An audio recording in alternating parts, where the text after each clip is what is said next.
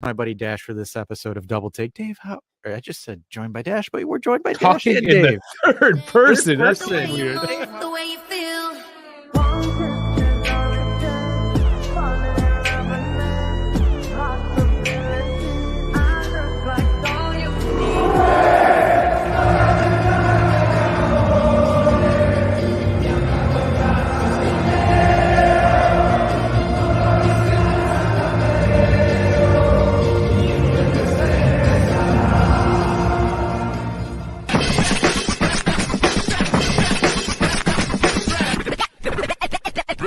Everybody, every folks, everything, a ling, trying to make it a little bit Christmas-esque. Hey, everyone, happy afternoon, happy evening, wherever you're watching in the world. Was that Christmas?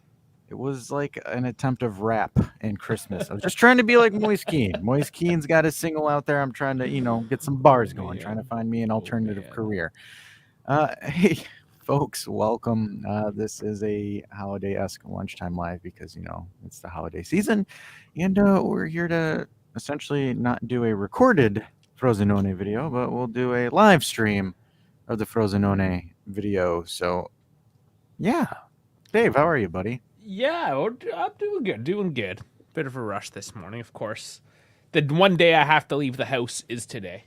So, whatever. I've been otherwise in my underpants for the past week. Dash, you're just joining us on holiday season yourself, aren't you? Yeah. But I did have pants on. That's the major difference. I did not walk around without pants. Well, to be honest, it's damn cold, so I got pants on. Except when I have the house robe on with nothing When is else. it not cold up there? You guys are called the Frozen North.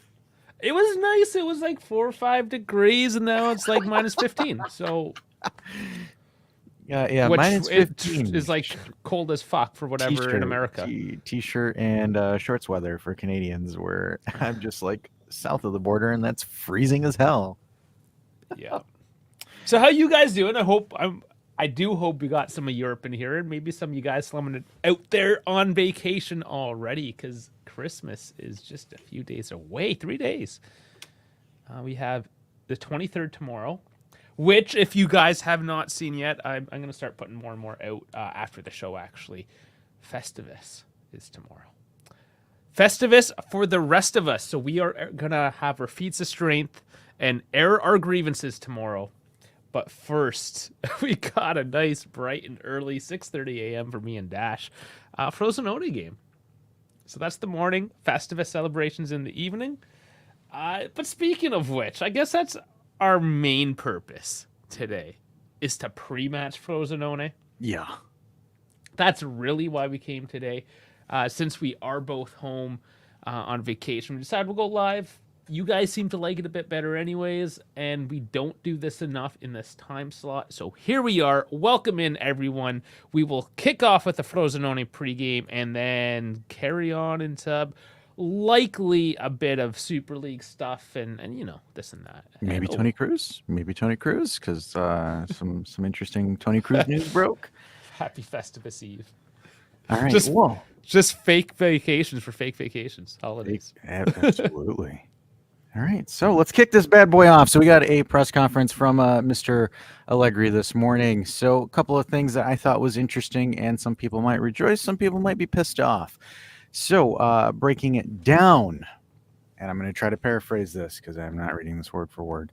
So first things, talking about Inter being 4 points ahead. Allegri says the season's long. We look at the teams behind us and must continue winning. He said then... the other folks, another question asked him, would you settle for a second place finish and to win the Coppa Italia?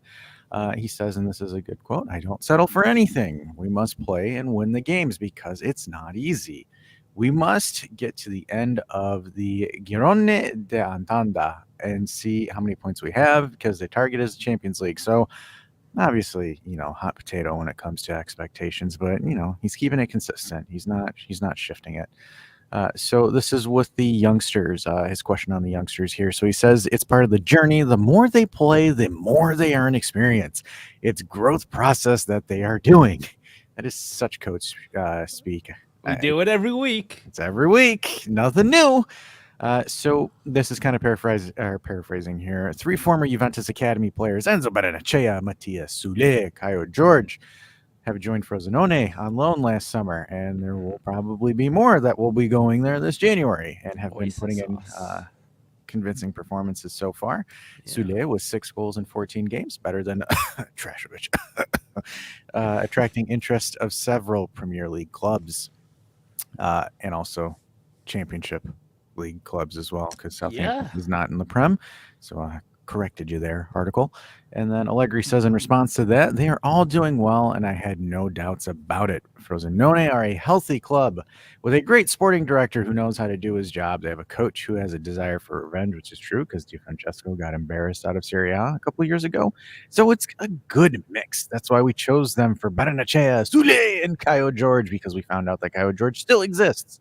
All the young players need to follow a path unless they are already Juventus starters. And they follow up here with some Super League stuff because Juve haven't officially Radio silence. Security alert dash. Stupid What? fuck. Come on. McAfee? God damn it. Come on. That's the last time I use Football Italia. I'm going to BN Sports. Seriously, like Oh, man. you can't use ad blocker. You can't use ad blocker, but then it's like you get stupid ads like that. Have I not taught you? Use Brave. Are you not using Brave yet? Use Brave. This video is brought to you in part by Brave Use VPN. Brave. It's not a VPN, it's a browser. And yeah, you have advertised on channels like ours before. I'll advertise the fuck out of you. Let's go. Now I gotta find where my spot is on this because I had to switch to BN Sports. Because thanks, Footy Italia. Thanks, because one job. Because I don't even have McAfee on this computer, so I don't even understand what the fuck that was. Oh, I was trolling you. That's funny. I know. All right, so something to do Saturday. Gather concentration now. So that we they've go won live for 6-0. one pregame, and I he's know, just and falling then apart. we get this. All right, so continuing on to Super League comments, he doesn't make any because he says I'm not going to make any because there's no comments to make. So going back to the match itself, we face a side that's already lost only 1 in 8 home games against Napoli, having taken the lead on that occasion. During the week, they beat Napoli 4-0 and are experiencing a moment of great excitement, which is why the mental approach will be important. So he's saying they have momentum. We need to give a performance that I define serious. The only way to then try to spend Christmas in the best possible way. This is a big one. Allegri confirmed that Italy forward Chiesa did not travel with the squad, some patellar tendonitis on his knee. Rabiot will return to action, so all the Rabiot fans can rejoice. Their silky smooth haired buddy is back on the pitch, but Chiesa's not going to be there. There's some glamour shots of Rabiot too on the flight. That makes it very interesting with Chiesa not there. It's Milik. You can have the Milik man because Keane's out. Or does... Well, Yildiz. I think we're going to have to see Yildiz at some point, won't we? And because Keane's still out with that tibia injury that He's he out had for, until 3 mid-January. weeks plus still. Mid-January, yeah. So So Jesus, hopefully day to day, but that means Milik Vlahovic start. There's no question there, I don't think. Oh, and God, Yildiz is coming no. off the bench for... no way. There's no way you start Milik and Vlahovic next to each other. Well, who do you have? You put Yildiz? Yeah, I think you put. Or do you put Moretti? Here's my concern. It's going to switch to a 3-5-1-1. I don't see it as a 3-5-1 with Moretti in there. That's what I'm worried about. Either that or he puts in Yildiz. I just don't know because you have a dud and Dusan, and then you have, in my opinion, I think Milik is more of an impact sub than a starter. So it's sure. Yikes! But half of your strike force is pretty much out. Yeah. So he says here he hasn't decided on who he's going to field an attack yet. So it's either Dusan or Kenan Yildiz or Milik. He said we left Federico Chiesa at home due to his patellar tendon. He feels some discomfort, so there's no sense in bringing Federico along. What if he just said that so he could stay home? That crossed my mind. What if he did that? Is like, is he just because he's newly engaged and it's this Christmas and it's so magical right now? His fiance blew his hip out. He's like, screw that. I'm not gonna go to Frosinone. I imagine it's pretty nice there this time of year. I can look up pictures.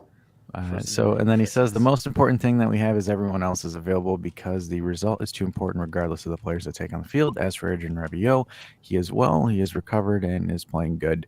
So that pretty much wraps that up there. It's pretty interesting, right? I mean, no Chiesa, so that's a little bit concerning. There are some comments that he talked. So I did find the Sporting Club Justice and all that other shenanigans. So Allegri does follow up by saying, I don't think it's appropriate to discuss this. The CEO and the president are in charge of this. It's their job to talk about it. In regards to Dusan being a dud, he said Vlahovic is 23 and playing for Juventus is not easy. Technically, he did well in the last few games. He only missed the net. I mean, that's kind of your fucking job not to.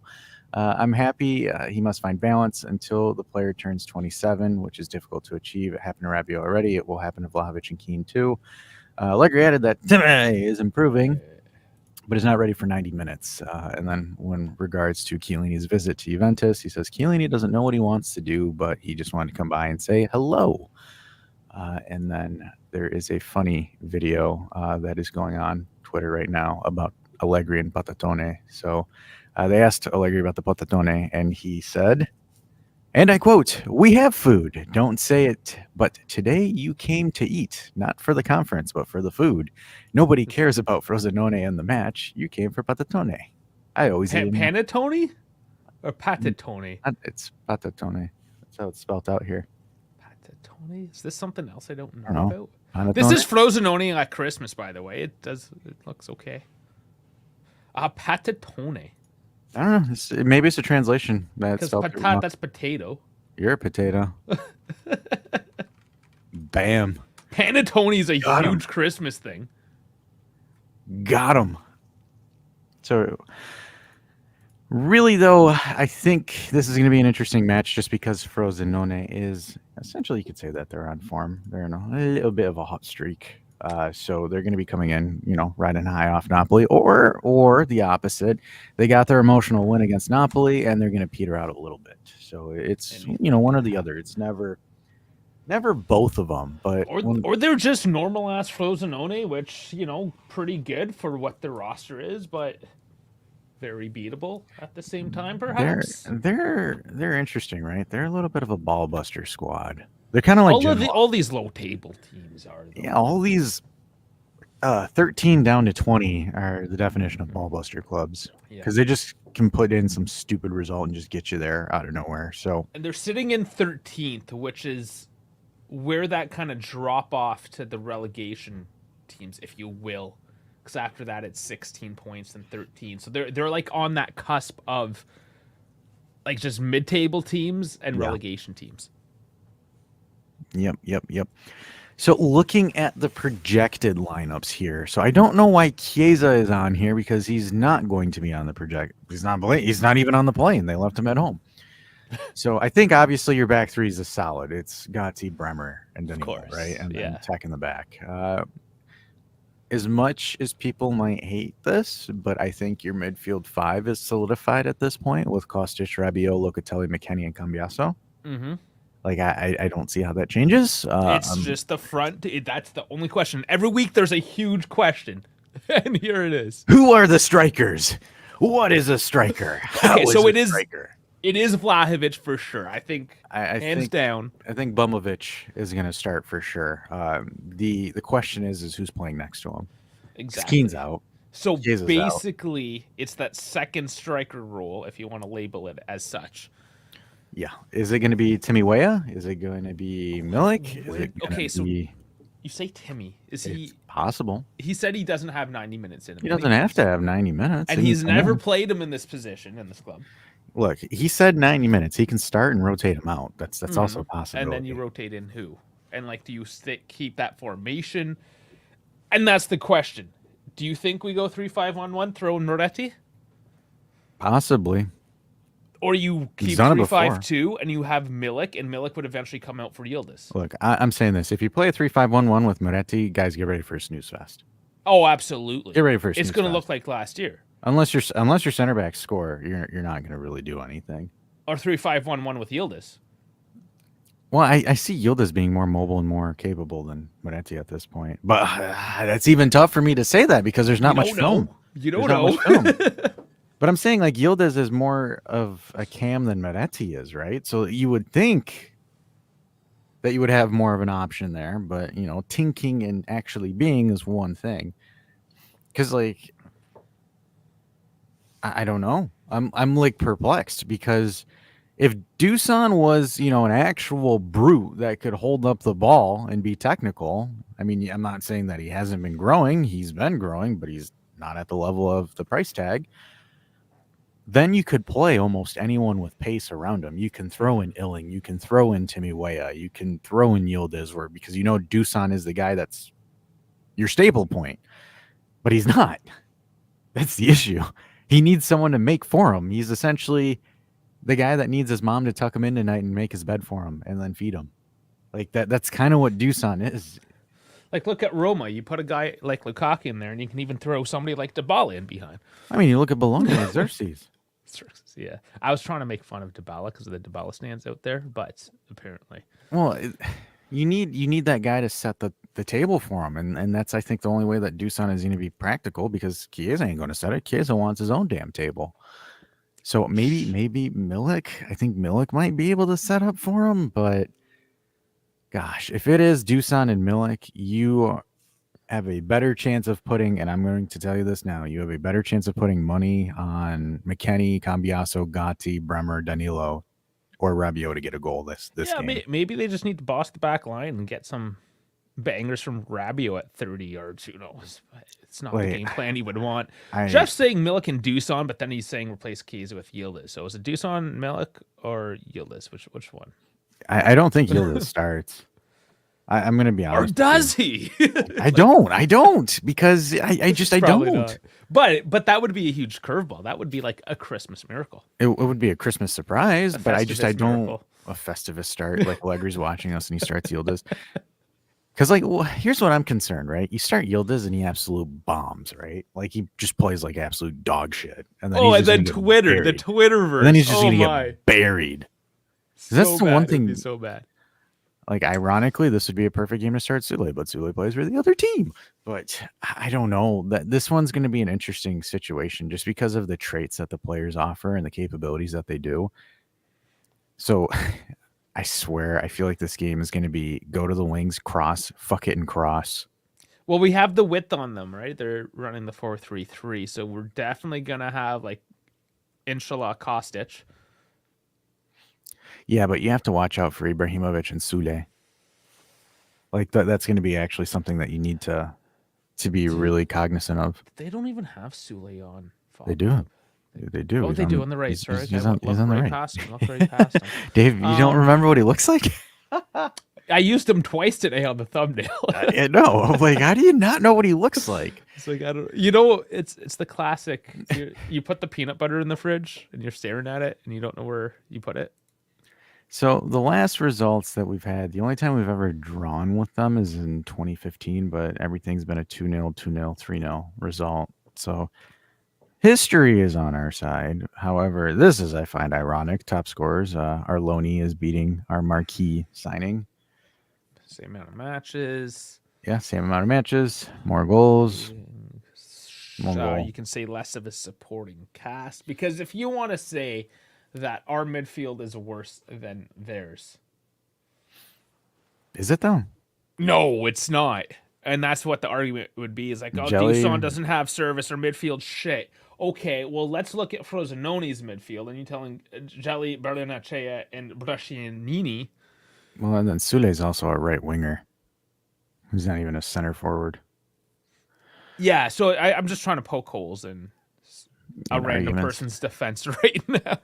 Well, that's fair. I mean, we have people that were telling me that Napoli and Inter are like the best clubs in Europe right now. But we have to actually talk about this, don't we? The Marco Messina. Is it the Marco? Did he actually say it? He said it. He said it on a video. It was someone on our Discord put that on there. They were saying, "Oh yeah, the next great coach in Europe is Thiago Motta." Okay, because I Just saw like, the headline. I didn't actually listen. I didn't know if he well, said it. they said it because they were like, "Oh great," because this the same dude like a year and a half ago, De Zerbi is a scholar and the greatest next great Yes, coach. yes, that's right. Because he was De Zerbi as Italiano, well. Yes. Italiano, the next great amazing coach. He's hype training. He's just trying to get clicks. Is all he's doing. I Let's mean, be at honest, this point, but like, I'm fine if you stick with one thing and just stick with it and say, look, it's not working out for him. Just let it go, let it cook, whatever. But it's like you said one guy, that guy didn't really pan out that well. You said another guy, that other guy didn't really pan out that well. And now, I don't yeah, know. you gotta stop shithousing around when you're on national television. Let's look at Beppe for example, because Beppe likes Thiago Motta. He is a fan. Pepe's always been consistent with it. Yeah, and he wasn't like he needs to have this job right now. He's the best guy. He's like, I like him. He's a good profile. If I had to choose, that would be one of the profiles it would look like. But now you have fucking was it IFTV? Is that who he was doing it for? No, it was Paramount Plus. Paramount for this one? Fuck, I can never keep track with those guys. But anyways, one of those shithouse brands. They're going on about how Thiago Motta is basically the next Pep Guardiola. And it's like, what the fuck? My issue is this with it. Calm down and temper the expectations. Like relax. It's insane, because honestly. now you're gonna bring a bunch of eyes onto a guy. If he flops or if he makes a mistake, he's going to get buried. Nothing is more cynical than Serie A Twitter. I think maybe Premier League Twitter because half the people aren't capable of like formulating sentences. It's not even Twitter. You should see their Discord server went into anarchy. Really? The Serie A one? Yeah. Yeah, because one guy just like got fed up of running it because he was emotionally abused on a constant basis by a bunch of 12 teen-year-olds. So then he left, and then they also almost had a hostile takeover. Oh yeah, Discord drama. I don't that was a thing. I don't hang out there, but I got the notification, and there was a bit going on. Bologna's on to a great start, right? They're doing well. They're doing great, higher than expectations. But like to sit here and tell me that Motta's going to be the next greatest thing, he might be. He's a good coach. He might He's be doing great things. He's doing like this isn't me and Dave saying, "Oh, this guy sucks." I don't even know what everyone's. No, we're not saying that at all. Relax, temper the expectations. Let him build his way up. Because did everyone think Antonio Conte was going to be some fucking amazing coach off rip? No. I mean, that's the verdict's still out. I'm saying like when he first initially started. I'm just trashing Conte. Come on. But it's like one of those things. Relax. Let the guy, because like for example, that's why I like Bepe's take on it. Because Bepe's like, hey, he's doing some things that I think is great. I think there's some things that are beneficial to the game. Let him grow. Because I had people, what was it last season? Palladino is the world's greatest next big thing. Italiano, better than Swiss cheese. Was it Palladino or Palladino, Berlusconi's hookers? Oh my God. Sorry. Let these guys develop, man. Like right now, if I were to pull up Brighton's a laughing stock in the Premier League, 8th place with no fucking defense. And I thought this guy was a scholar of the game. The guy has he has a bigger budget than any Serie A club does. Yet he's scraping for Conference League. Again, not like a bad coach by any means. There's just holes in his game still. Exactly. I'm not saying that. I'm saying, and Sunday League Sunday League coach can actually attest to this on Twitter, and he has been. Let these coaches develop. Let them develop their styles. Let them work on their flaws. Stop telling me that, like for example, even now, I would say this: Thiago Motta, if he goes to Juve or if he goes to Inter, he will not have the same success he's having at Bologna. It is a totally different learning curve. Just the politics, the bureaucracy, the fan base, the city itself, everything changes. We gotta stop stroking coaches that are having great moments in their career. It's because dad bods are in. They see a nice 45-year-old. I guess, but we gotta stop stroking coaches that are starting to break onto the scene, because then you throw in a bunch of different expectations. And then, like, for example, Bologna is looking at it and they're like, holy shit, we got a bunch of clicks off of Thiago Motta. Maybe we should change our strategy, because they do that. They do that because it's a quick way to make $1. Expectations change. It's a domino effect and things topple over. And then you have the whole Calcio is back propaganda. And then you lose every single final you're in. And then when Italiano took Fiorentina to the Conference League final, this guy's amazing, this guy's awesome, this guy's blah blah blah, and then he gets schooled by David Moyes of all fucking people, And then I haven't heard anything about Italiano. I'm gonna go watch Calcio. Calcio is life. I like Calcio. I like IFTV. Look, I'm wearing a Calcio hat. I understand that, we need to bring more awareness, more eyes, more attention to Serie A because that's the only way that Serie A is going to grow. However, when we're jumping the gun and just absolutely splurging on stuff that makes no sense without letting it properly simmer, without letting it properly build. Because, like, for example, how many times have I heard people tell me, oh, this Napoli is the greatest Napoli side ever, like this amazing Serie A club. Okay, fantastic. How are they right now? They don't even know what the hell they're doing with their front office.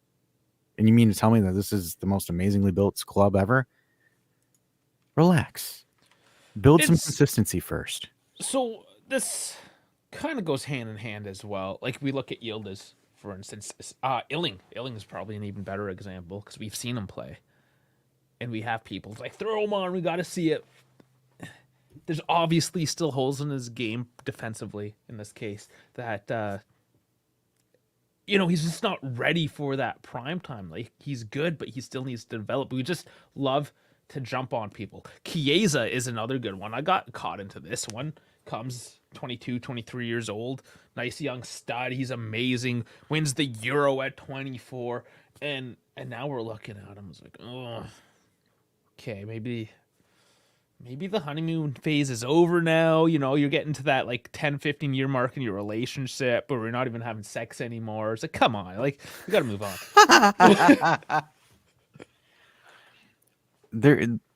I just relax. That's all I'm going to say. Because, like, for example, it's that double-edged sword. You put in Yilling, you start Illing or you start Yildiz, and then they bomb. And then next thing later, everyone's going to fucking dunk on them and say, well, that's why these guys don't start. And it's like, okay, hold on, relax. They need to develop. They need to build confidence by getting their minutes and earning their minutes. And people can get mad at me by saying earning their minutes, but let's just temper expectations. And I do want to say, one person did. There's just one person. I do want to say, now you made me lose my train of thought. Damn it! I do that constantly. You're usually pretty good at this. No, I'm absolutely atrocious today. But kind of touching on Frosinone as well, as they are 9th in goals scored per match, so they're scoring at least 1.3 goals a match. This one is the one that's concerning me. They're undefeated in 7 matches at home. Yeah, their home record is really good. They are very good at home. They are 15th in goals conceded, so they roughly concede about 2 goals a match. So offensively, Juve and this is kind of what's funny. Juve and Frosinone are very similar offensively, statistically. Just by the numbers. Just by the numbers. Not by like their actual setup. Just by the numbers, they're quite... Why do I have blue light on? Blue light? Yeah, that's not good for your eyes, man. No. I mean, like, I look blue on the screen. I'm looking all different colors. I got my Festivus pole just ripping through the cycle. So, Juve have won the previous 3 matches against Frosinone. So, really, this game's going to be essentially sit back. They're going to sit back, counter when Froze attacks and throws stuff. Because Froze throws numbers forward. It's how Di Francesco ball is. But part of me says that this game is set up for a draw. All of our games are set up for a draw. No shit. But I mean... It's going to be like a Genoa game again. I'm concerned player focus because whether people want to believe it or not, Juve's squad is an average age of 25 years old. So it is a very raw squad. And that's the way we like it. Young and raw.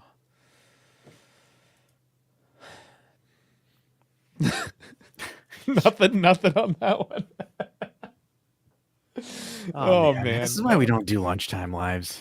I haven't even etten yet today. This is another reason why we don't do lunchtime lives, because I'm out. We haven't read any of these comments recently. So whoops. Yes, Jeff, it's a fucking Festivus poll. It's not a stripper poll. It's not Jeff. If it was a stripper poll, that's not Jeff. That's Bones. Bones? I clicked whatever. I clicked. You guys, you assholes out there, because this is coming from the Discord. I'm not stripping on it. It's got like 1/4-inch screws holding it into a piece of plywood. It's not going to hold my fat ass up, for one. And 2, this is a 30-year-old holiday that you're making fun of right now. Decades old. And this is how you treat the sanctity of this Festivus? It does look like a pole. You're missing twigs. It's like a. That's the point. It's a fucking pole. Well, yeah, they had poles with like metal barbed twigs sticking out of it. No, the Festivus pole is literally the fact that I put lights on it. I overdid it. Yeah, clearly. I mean, it looks like a lit up stripper pole. I'm just saying, it goes from the top to the bottom. It doesn't actually go all the way to the top. It's pretty close. It is pretty close. I have to finagle it in here. But it's a Festivus pole. I'll show you. I'll bring an image up of. All right. So NES Tecmo says good afternoon from DC. DC in the house. It's up. 6:30 hours. Game tomorrow. Phew. Maybe watch with coffee as I cook and prep for Christmas Eve. Speaking of coaches, would love to see the current squad with a different coach. Okay, you see how he's literally just holding a 5-foot metal pole? Yeah, I know. This is a festival. For everyone that doesn't know, it's literally... This guy's got some lights on it. You can barely see it, but he's got lights on it. Look at the article. Florida man airs grievances with Festivus pole in Capitol, NPR. Oh, he brought it to Washington, the bitch. That's amazing. That's awesome. Yeah, this is good. We got to figure out how to do feats of strength over the internet. I don't know. Crushing beer cans? I'm not interested in doing that. Well, you can judge. You have to participate, though. Damn it. I need a channel of alcoholics, I swear. No, just most of the time. Kibby says, I actually think that we have an L in this game. The youngsters are out to prove a point. No, I think they might lose on purpose just so they can get Dean Huyson. We need Dean. Like, we need Dean. We'll take an L. Defensively, though, Frosinone is a little bit concerning on the defensive. Yes, he says no decoration, so I only put the lights on, honestly, because it looks cool. Yeah, I know. That's why. It's an illuminated stripper pole. So Frosinone defensively has not been the greatest. They've conceded 26 goals outside of Salernitana and Empoli and Udinese. And no, never mind. I'm just kidding. So they're up there as far as goals conceded. I want to say they're top 5, top 6. So with that, they are struggling a little bit on the defensive side. Hence why they want the Dini boy. But this is going to be one of those games, guys. I'm not going to bullshit you. It's going to be a tough one to stay awake for, especially if you're on this side of the world. No, because I will have just gotten up after a nice 8-hour sleep, smashed I'll have my coffee, of course, drink that up, and I'll be zipping. I'll be zipping so much in my head, but then on screen I'll be like, wow. Allegri ball. I have a new soundbite as well. I got the soundbite. Yeah? Yeah, I got a new soundbite for tomorrow. Okay. I told you about it earlier. We have to win, though. It's an old school game, if you will. A soundbite from that. It'll be funny. I'll dangle the carrot a little bit for you guys, but I think it'll be good. Otherwise, what else do we got to go over here? I think we want to talk. We didn't do predictions. We never do. I said it was going to be a draw. Oh, did he? Okay, so let's go and draw. 1-0 terrace ball. Screw it. And Milik. Milik's going to come on and get it.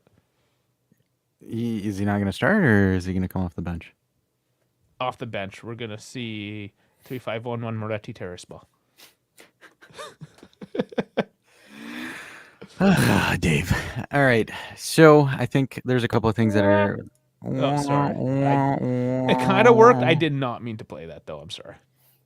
It seemed like it. That was the sound effect. Okay, see my mouse is on the fritz as well. It's clicking things it's not supposed to click. I'm sorry. Fuck it. 2-1. Bones. You just wake up and then your heart is just pumping. What are you doing? Why are you clicking Lukaku now? I didn't. That was you. I never click Lukaku. If Lukaku comes on screen, that is dash 100%. Look at Randy Orton slithering. Watch out! And Randy Orton gets a goal. That's it. That's the deciding factor for tomorrow. This is it, eh? We've gone to the soundboard. Bone says Juve what? Yeah, Juve 2-1. Fuck it. He said fuck it 2-1. Okay, Juve. 4-2. Yeah, okay, obviously. KB See, wants to say Frosinone, 2-1 for Yeah. Frosinone. You know the sad part is that's actually a believable scoreline. It is. It is a believable score. It is a very believable scoreline. Even if we lose tomorrow, we might still be in second. That's not what we want. Milan play today, actually, in a couple hours. They do. They do. Maybe we'll watch that this afternoon. Did you by the way, LJJ says I will go 2-0 for Juve, Rabiot and Bremer will score. Did you see the interview with Kine saying that essentially Inter is absolved from any kind of prosecution for Super League stuff? No, I didn't see that. Oh, you're in for a treat, my friend. What did that get into the Wednesday show notes? Or No, anything? it just happened this morning. You can't get into. You it got to Wednesday. get that shit up there. I clearly missed that one. I don't understand Italian that well, but I mean, sure, I'll throw it on there. Fuck it, why not? I don't understand a whole lot either, but Assolutamente sì. Sapete che abbiamo una commissione che è la Covisoc, la commissione che vigila sui bilanci delle società sportive professionistiche. E sapete che le violazioni che avvengono al bilancio e anche all'esposizione debitoria determinano penalizzazioni in classifica. E è chiaro che quindi le sanzioni esistono. Ovviamente io mi auguro dal procuratore federale di non doverle mai applicare. C'è la situazione dell'Inter che è un po' delicata, procuratore. Su quello non posso rispondere. Grazie. okay. At the end, he because at the missed- end he asked about Inter, and then he said, "At this moment, I can't respond," and then laughed. So he said it without saying anything as well. Yeah, happened there. tu su Conte. I would like to call him the cunt. But yeah. Yeah, you don't have to. Nobody here has to say that Juve will lose ever, unless it's like Man City or a PSG. I think we said when we played PSG, it's like, yeah, we'll probably lose that one, and then we did, and then Gatti looked like a dummy. But that was last year. Let's move on. I don't have to air all my grievances right now. Festivus is tomorrow. I'm just getting warmed up. Yeah, no, but I think with Ceferin, I don't know if you guys heard this, but Ceferin was doing a press conference on Zoom, and Yelly joined, and then got quickly kicked off when they saw Yelly was on there. Yeah, That's amazing. the pettiness knows no bounds. Oh man, just to fuck with him. That's great. Love it. Good job. That's Good job, hysterical. Daly. And Yeah. then, yeah, I think honestly, because normally, guys, this is like a 15-minute video, so we've dragged. Yeah, it no, we don't have to 36. push this to any certain time length at all. Let's go over though of who we may or may not have tomorrow. So Chiesa's out 100%. no, for Festivus. Oh. Concentrate. Oh. And yes, LLJ he did, or LJJ he did, and Yelly joined the press conference and got kicked out. The admins booted him out of the meeting. Fucking love it. He joined as a private citizen too. So, so the Sevilla guys, did you ask them? I don't know. I'm asking you. Munchies, man? Yeah. Oh no, I forgot about those Okay, guys. we got to call them still. Damn it. I had a feeling we forgot somebody. Okay, so we're going to try to get Chris Lale on from Monchi's Men, if he's around, or any of those guys. But we have Richard and maybe some of the crew from All Things El Valad, the sporting guys. Then we also have the Lion's Den. I don't know who, all from Lion's Den. Again, it might be just one of them. It might be all of them. I got smoke for those guys. Those guys costed me. I thought they were gonna get past. They lost to Copenhagen of all places. It's like, what the fuck? I know, and I was watching. See, and because we've rooting made for them. because we've made these connections with these other channels, I end up becoming like minor supporters of these teams as well. So I was watching I was Galatasaray. rooting for you. We were all rooting for you. How dare you? Learn something from this. Oh man, yeah. So That we worked. lose to That worked. Copenhagen. Yeah. KB, you're an old timer around here. You should kind of know our stance on the Super League. We are for anything that brings Juve money and prosperity. I am for burning the system down. What happens afterwards is up for debate, and it's usually not any better, but I certainly love the show. If that makes any sense. And that's why we didn't come hard in at the Super League. I think we've covered it so much that Like, this wasn't a surprise. It feels like yesterday all these and I know what's great for content creators are going to create, but it's like they didn't know that the verdict was happening yesterday. It's like they didn't know what the verdict was going to be a month ahead of time. Like, we've talked about this. We went over it, and then the news broke. And then, at least for me, it was like, okay. Well, we knew that a month ago. Cool. It's like water is wet. But then the rest of the world's like, oh my God, the verdict came out. It's like, no, everyone knew it was just a matter of fucking, I don't know, however the damn European courts work and take months. It's a bureaucracy. It takes months for anything to happen, for them to put a stamp down on a piece of paper to call it approved. We knew what was going on. It's ridiculous. Everyone lost their mind over nothing. And then you see everybody in the Premier League losing their goddamn mind for it. They're like, no, we can't use it. No. Yeah, and that no. doesn't change because they're a bunch of lemmings that can't have a single independent thought in their head. They got... And then, oh, come hard, he says. Kibby says, are you seeing the propaganda ESPN is constantly putting out? Yeah, crap all of them. It's not just ESPN. Yeah, they're all doing it because UEFA's got them in their back pocket. Yeah, and that's what it is. It's a completely political move, and the only way A22, which is the Super League company, is going to win is simply with money. The teams will follow the money. And if they have a business model that will upset the market in the favor of the teams, 100%, that is what will happen. I mean, look at what they're using to broadcast the app. Fuck, I just had it pulled up here. There's an app that's going to essentially stream games for free for anybody. You can watch them. There's going to be ads. Oh, there we go. I got it right here. Yeah, so for us, the end users, we won't have to go through this fucking bullshit. Apparently, this is how they want to do it. Free viewing of all live matches. So for the folks in the US, you don't have to stick with shitty Paramount anymore. You can watch it on the A22 software or the streaming service that they use.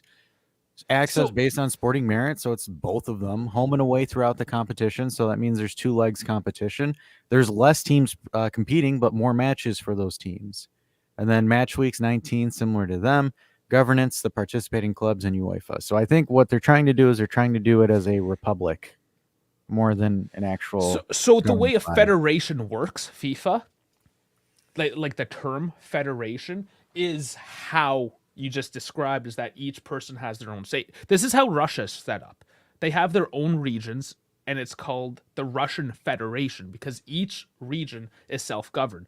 Like you have CONCACAF, UEFA, the African League, all that stuff, right? They're supposed to self-regulate. But what happens is now at the continental level, they now don't give control down from there. They don't disseminate that decentralized level of command, if you will. And I know I get into like some technical terms here and on bureaucratic structure, but stick with me in a sense. So FIFA gives UEFA, everyone else, all the federations control, but then those federations don't give control back down to the teams. Not in UEFA's case anyways. I won't speak for the other federations. So all this is doing now is not necessarily wanting to upend the world of football, but within the European continent is disseminate more of that power and that money to the teams themselves. This is kind of what like a socios model is built on, where now the team disseminates that control down to the fans. In Soviet Russia, teams give you money. So this is like, and this is theoretical. I'm not saying this is how it would work in reality. Nobody will know that for sure. Because ironically, as UEFA says, hey, this sport is for the fans. The fans decide. Yet you charge like what, 20 euros a month for whatever streaming, whether it's on DAZN or Sky Sport or wherever the fuck it's on, or Being Sports. Like, come on, let's sit here and be like, let's be honest here. These goobers are telling you, oh, hey, this is for the fans and all in this and blah blah blah. Yeah, that's why you have people pay for a subscription service to watch said matches. If it was about the fans, then the fans would have a say without being coerced into one camp or the other. It's classic divide and conquer. It is no different. The reason why I get so upset over this whole Super League thing is because it's exactly like politics. People have put themselves in this box and have placed this box either in the left corner or the right corner, not knowing what the difference is, and then just started yelling at each other. Well, and the argument, right? And then this too, right? So if I share this is UEFA's post after the verdict and everything happened, the whole earn it on the pitch spiel. For fans, players, coaches, federations, clubs, leagues, and all those who love the beautiful game loudly say there is no place for any type of Super League in Europe. Sporting merit is what counts. All right, Premier League, see you later. Football is for everyone. Keep it open to all. But, like, sporting merit, it's... I mean... This is the thing that I feel like they keep... The original rendition was like, a closed group of X amount of clubs. They have revised that into a 3-tiered system.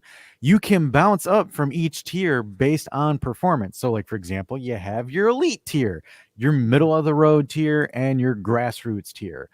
They're just expecting people to not understand it, though. They're still pushing that original thought of a closed, autocratic rule. They're just forcing a year and a half old news on these people, and then these people believe it, and then they go on Twitter yelling like they know a damn. Yeah. And again, what happens in reality? Will A22 properly govern a new league? At the end of the day, guys, don't kid yourselves. It's about a bunch of rich white dudes getting more rich. Whether it's this group of rich white dudes or that group of rich white dudes, one of them is going to get more rich. At the end of the day, you just hope that you, as a viewer and a consumer of this sport, doesn't get bent over royally and fucked right up the ass. That's basically it. They're loosely put. And then there's this one right here, too. So if anyone didn't know, that Girona will not be able to play in Champions League football next season because they are owned by the same club in Man City. Yes, this has brought up bit of discussion as well. It actually has come up as well in the F1 world because Red Bull owning AlphaTauri as well, and sharing upgrades and developments and all that. Similar, we've seen this a few times in football where you have a minor team, and it works out when you have like a youth team that you used to develop an under 23 system. Let's say it's different when you have teams in, say, Serie B, I'm looking at you at De Laurentiis, or even in a different league that you will now use to shuffle players back and forth and kind of cook your books. I'm looking at you, De Laurentiis. Yeah, it starts getting shady. And there's a conflict of interest. And it certainly has the ability to cheat the system. And this is where the discussion comes in, is should this even be allowed? And how do you really control it when you have somebody like the City Group that owns teams, or Red Bull that owns teams across the continent, across the world? I don't know. What's your take on it? At this point, I don't know, to be honest with you. Personally, I'm not a big fan of multiple owners holding same clubs in the top tier division because essentially you can cycle through transfers and adjust that, and it really kills financial fair play, in my opinion. It kills any kind of legitimacy, right? I'm not a big fan of that. Like, for example, say that Exor owns Frosinone, and it's Juve and Frosinone. Like, for me, being a Juve bias, it's like, oh, that's great. We can send them players and they can send us back and yada, yada, yada. If you're thinking about it, like, you look at it from an external perspective, you're kind of like, well, that's kind of bullshit because Juve essentially have a B team in the first division, which wouldn't make sense. It wouldn't be fair. Like, for example, in theory, Man City has a B team in La Liga right now in Girona. Like, have you seen how well they're performing? Like, now, if Man City wants a player, they can do some financial adjustments, and Girona's not going to charge them up the ass. It's the truth. They're not going to charge them up the ass because it's the same ownership. And if they have to transfer funds on the back end, they can. Business expenses, sponsorships. So. It's called a sponsorship. Yeah, I'm not a big fan of it, to be honest with you. It gets messy. You go into really murky waters in regards to that. It does, right? So, and you look at it's capitalist, right?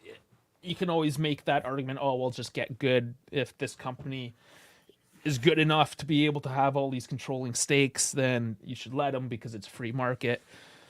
Even the free markets are regulated, though, right? Because Well, it becomes a monopoly because then it becomes, instead of who's got the better run club, it becomes who owns the most clubs. That's where it shifts. yeah, and you Because, see like, this a lot in North America, anyways. I don't know how it is in the rest of the world, but like the big telecoms, they keep on buying each other out until you only have like 2 options for your cell phone, and both give you shitty service and charge you $200 a month. That's Yeah. how it is in Canada, essentially. because think about it, like, for example, with who had it, Lazio and Salernitana. So, like, think of it, if they didn't force Lazio to sell Salernitana, or Lotito, if he wasn't forced to sell Salernitana, he would have had Lazio in the first division and Salernitana in the first. Oh, did I get Latito and ADL mixed up when I was ranting? I Well, do that. well, what's his face? De Laurentiis owns Bari, and Bari's in Serie B. They both did it, essentially. They both are. Yeah, okay. they've All both right, done it. sorry.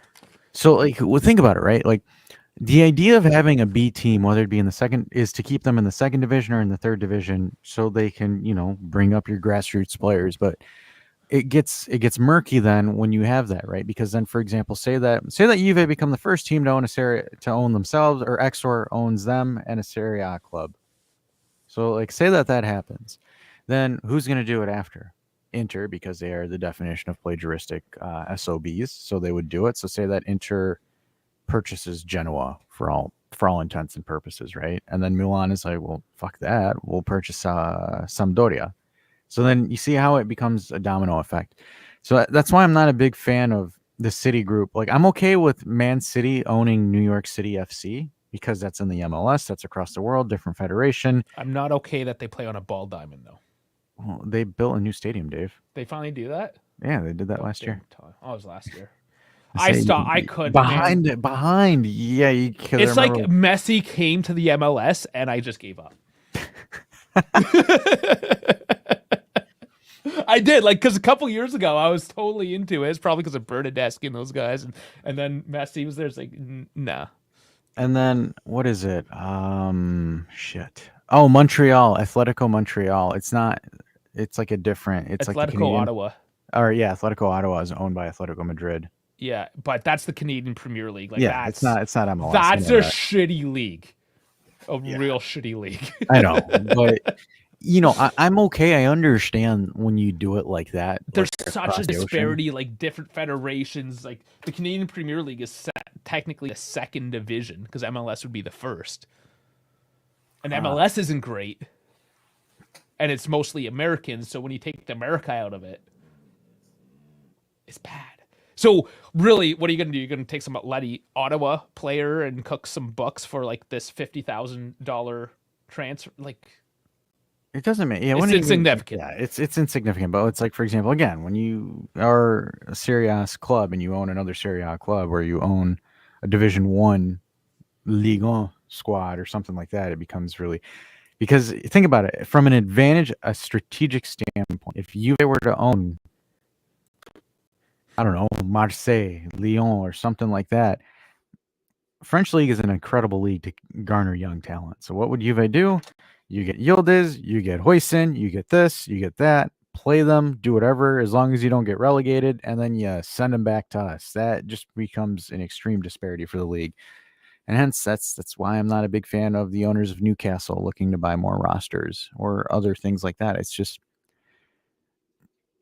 it's not a good thing when we're doing that. And Dave just absolutely died midstream. So there you go. A picture of Dave. All right. Read some comments. So KB says, you mean a taxpayer built new stadium? Probably, to be honest with you. I haven't really looked into New York City FC's thing. He also follows up, no pro teams in the U.S. build stadiums. The city, therefore, the citizens get royally screwed. The one that didn't was the Minnesota Vikings. Like, they were able to pay it off rip, and like a bunch of citizens got like a huge tax refund from it because of the revenue and stuff that they got from it. But yeah, just so folks know, in the United States, teams only pay like 20%. It's usually subsidies and tax breaks and other fun jazz that cover that and do that per se. And I think Dave is back in here after having to restart his computer and do his resettings and all that stuff. But that's kind of funny. So overall, I really don't see anything crucial or anything really large to come from this whole Super League thing. Obviously, just take it as bits as it goes. The only thing that kind of sucks is that Juve were essentially blackballed into dropping it. And that's where I kind of have my issues with it, where they kind of held Juve hostage and only for the court to rule like, hey, you can't do that. So I'm hoping Juve is able to do something about it, speak up, get a lawsuit going, they got to get some kind of damages for what happened, but I doubt it. I feel like this would be the worst situation because they're just keeping their heads down at this point to get through this bullshit so they can get into whatever league is going to end up. It's going to be the Champions League more immediately, right? To get that 100 million extra per year. So the more immediate need right now would be to kind of play the UEFA thing, go to the Champions League, get the money, but play sort of neutral and just see how the landscape evolves. I know it's not what we want, especially, I've been on a tirade the past couple shows here as well, just yelling and screaming. I want to see some things get fucked around, but sometimes just gotta just chill out. Enough with the dicks. Enough with it. All right, we like squeezed 55 minutes out of this. I say we cut this because you guys will see us tomorrow. We got a lot of streaming to do tomorrow. So much tomorrow, yeah. 2 hours in the morning and then like probably 2 or 3 hours in the afternoon. So like I think we have not gone. Did you finish the lineup for Festivus before you got interrupted? Because that was the Lions Den. All things Alvalade. Did Beppe ever get back to you? I think he said Beppe could show up maybe by 6 our time.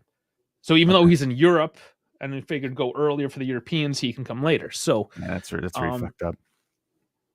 He's a busy guy. What can I say? Running 2 channels now, so he's a maybe. Farhad's going to come. Uncle Gio said he'll be there. Zaki said he'll be there. Jonathan Grade, the author. And yeah, I got to check in with Monty's men, Chris Ale, hopefully. And, if there's some dead spots, I'm not making any promises because it could be a little chaotic. But we might drop the link. Maybe drop the link if things die out and we need to maybe make the European section and the North American section link up. We'll see how that goes. Anything might go tomorrow. If you have any suggestions in terms of pizza strains. Bones is asking about Mr. Souza. I did ask him.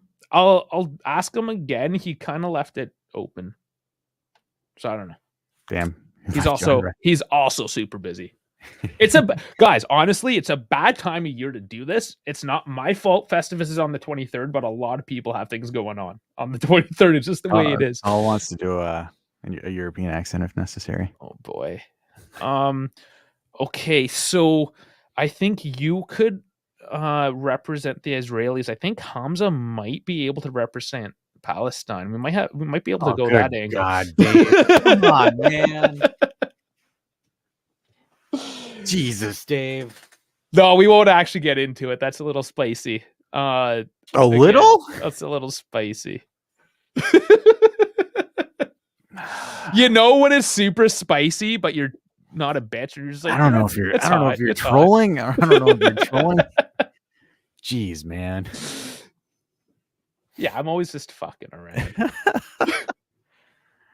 Oh man, you're gonna get us canceled.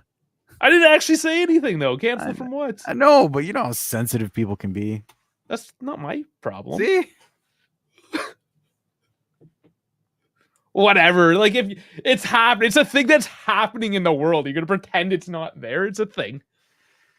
I don't have any stake in the fight one way or the other. So I mean, I'm literally here on the sidelines on that one. So you guys do you. I'll watch. Alrighty, guys. Time to hit the music and let's get on out of here. I got some stuff. I got some errands I got to run.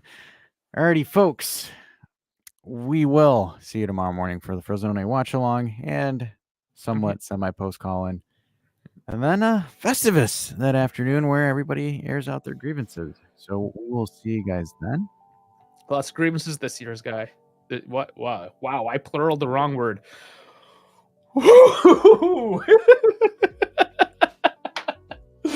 It's always fun. It's always fun.